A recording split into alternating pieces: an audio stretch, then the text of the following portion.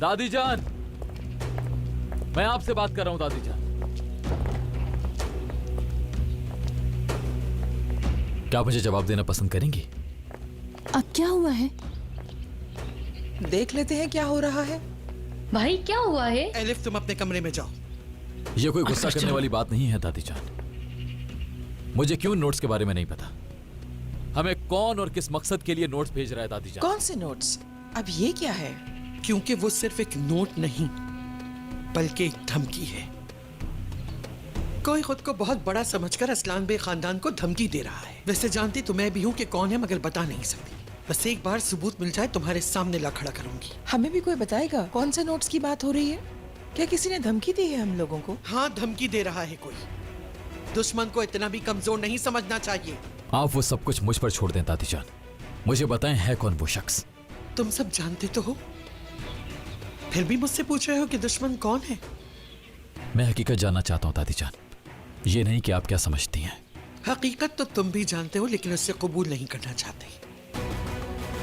ये लो, खुद अपनी आंखों से देख लो।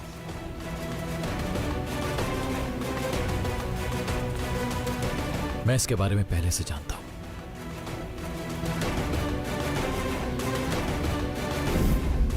मुझे तुमसे एक बहुत जरूरी बात करनी है, बल्कि मुझे कुछ दिखाना है तुम्हें।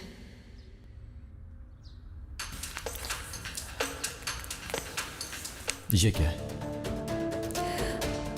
मेरे किडनैपर्स ने मेरी जेब में रखा था।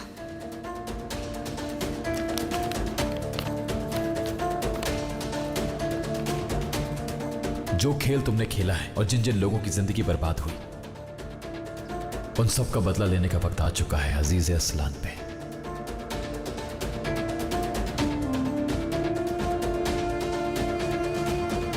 रियान ये नोट पहले ही मुझे दे चुकी थी। मैंने उससे कहा था कि दादी जान को दे दे। आइंदा कभी भी मेरे सामने किसी और की ज़बान मत बोलना, वरना मुझे भी खो दोगे। समझ गए?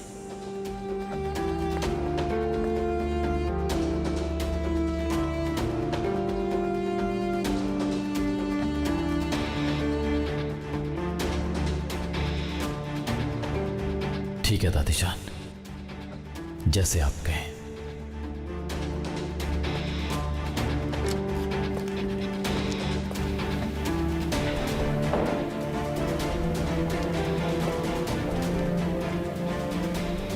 जाओ अब नोट उन्हें दे दो Riyan. Are you sure, Miran? हाँ दे दो, जाओ आप।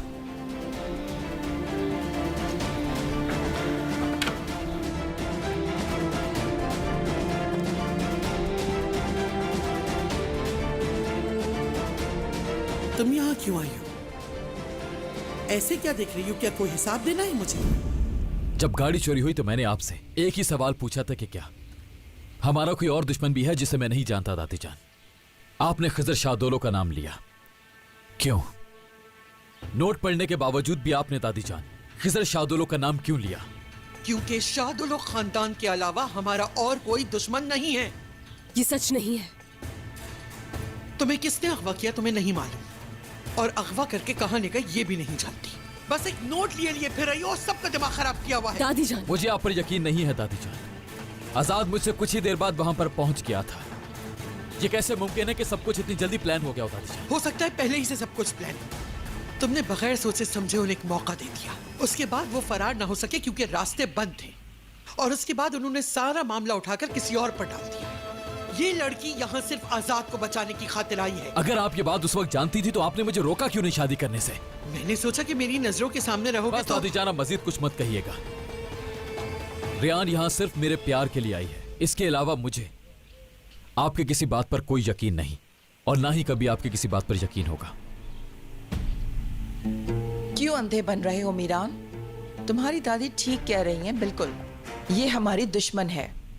पहले निकाह करके खुद को महफूज कर लिया, और अब सारे शहर में खाना बांटकर रहमदिल बन रही है।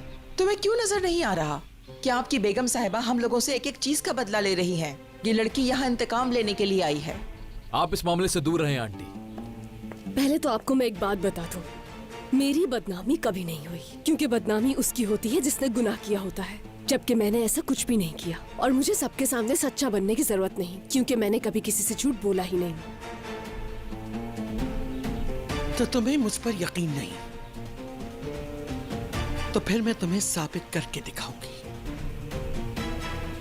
जिस दिन मैं साबित कर दूंगी कि शाहदोलो खानदान इस सारे मामले के पीछे था, उस दिन तुम अपनी कसम पूरी करोगे और खिज़र शाहदोलो से अपनी माँ और अपने बाप का इंतकाम लोगी।